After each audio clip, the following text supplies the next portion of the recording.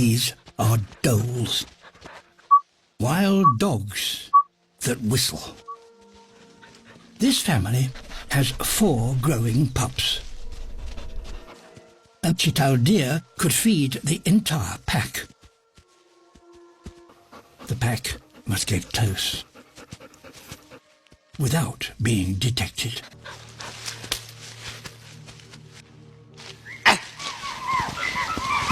But with eyes and ears everywhere, the deer are soon aware of the dog's presence.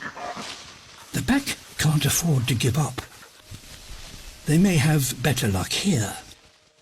The vegetation is dense and provides better cover. Now they take up their hunting positions, even though they can't see each other.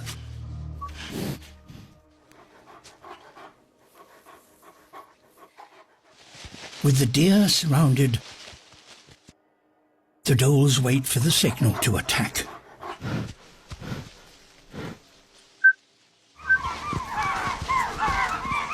Some of the dholes split the herd and drive a stag towards others waiting in ambush.